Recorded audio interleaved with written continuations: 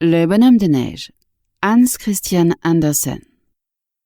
Quel beau froid il fait aujourd'hui, dit le bonhomme de neige. Tout mon corps en craque de plaisir. Et ce vent cinglant, comme il vous fouette agréablement. Puis, de l'autre côté, ce globe de feu qui me regarde tout béat. Et il voulait parler du soleil, qui disparaissait à ce moment. Oh, il a beau faire, il ne m'éblouira pas. Je ne lâcherai pas encore mes 2 escarboucles. Il avait en effet, au lieu d'yeux, 2 gros morceaux de charbon de terre brillants, et sa bouche était faite d'un vieux râteau, de telle façon qu'on voyait toutes ses dents. Le bonhomme de neige était né au milieu des cris de joie des enfants. Le soleil se coucha. La pleine lune monta dans le ciel, ronde et grosse, claire et belle. Elle brillait au noir firmament. « Ah, le voici qui réapparaît de l'autre côté !» dit le bonhomme de neige. Il pensait que c'était le soleil qui se montrait de nouveau. Maintenant, je lui ai fait atténuer son éclat. Il peut rester suspendu là-haut et paraître brillant. Du moins, je peux me voir moi-même. Si seulement je savais ce qu'il faut faire pour bouger de place. J'aurais tant de plaisir à me remuer un peu. Si je le pouvais, j'irais tout de suite me promener sur la glace et faire des glissades, comme j'ai vu faire aux enfants. Mais je ne peux pas courir. « Waf! Waf !» aboya le chien de garde. Il ne pouvait plus aboyer juste et était toujours enroué, depuis qu'il n'était plus chien de salon et n'avait plus sa place sous le poêle. « Le soleil t'apprendra bien à courir. Je l'ai bien vu pour ton prédécesseur pendant le dernier hiver. Waf! Waf !»« Je ne te comprends pas, » dit le bonhomme de neige.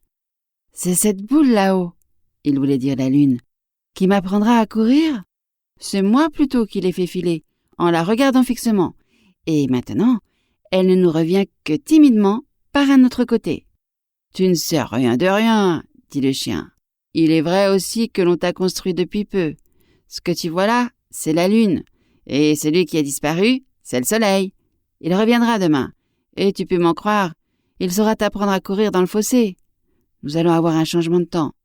Je sens cela à ma patte gauche de derrière. J'y ai des élancements et des picotements très forts. » « Je ne le comprends pas du tout, » se dit à lui-même le bonhomme de neige. « Mais j'ai le pressentiment qu'il m'annonce quelque chose de désagréable. Et puis, cette boule qui m'a regardé si fixement avant de disparaître et qu'il appelle le soleil, je sens bien qu'elle aussi n'est pas mon amie. »« Waf! Waf !» aboya le chien en tournant 3 fois sur lui-même. Le temps changea en effet. Vers le matin, un brouillard épais et humide se répandit sur tout le pays, et un peu avant le lever du soleil, un vent glacé se leva, qui fit redoubler la gelée.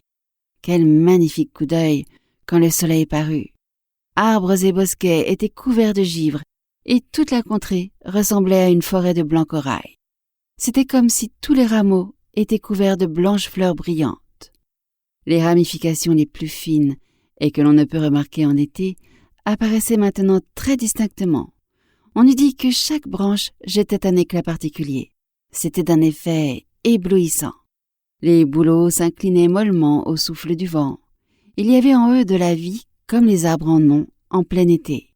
Quand le soleil vint à briller au milieu de cette splendeur incomparable, il sembla que des éclairs partaient de toutes parts et que le vaste manteau de neige qui couvrait la terre ruisselait de diamants étincelants. « Quel spectacle magnifique !» s'écria une jeune fille qui se promenait dans le jardin avec un jeune homme. Ils s'arrêtèrent près du bonhomme de neige et regardèrent les arbres qui étincelaient. « Même en été, on ne voit rien de plus beau. Surtout, on ne peut pas rencontrer un pareil gaillard, » répondit le jeune homme en désignant le bonhomme de neige. « Il est parfait. »« Qui était-ce » demanda le bonhomme de neige au chien de garde. « Toi qui es depuis si longtemps dans la cour, tu dois certainement les connaître. »« Naturellement, » dit le chien. « Elle m'a si souvent caressé, et lui m'a donné tant d'os à ronger. Pas de danger que je les morde. »« Mais qui sont-ils donc ?»« Des fiancés, » répondit le chien. « Ils veulent vivre tous les deux dans la même niche et y ronger des os ensemble. »« Waf! Waf !»« Est-ce que ce sont des gens comme toi et moi ?»« Ah, mais non, » dit le chien. « Ils appartiennent à la famille des maîtres. Je connais tout ici dans cette cour. » « Oui, eh bien... » Nous espérons que vous avez apprécié cet aperçu. Pour continuer à écouter ce livre audio sur Google Play Livres, utilisez le lien dans la description de la vidéo.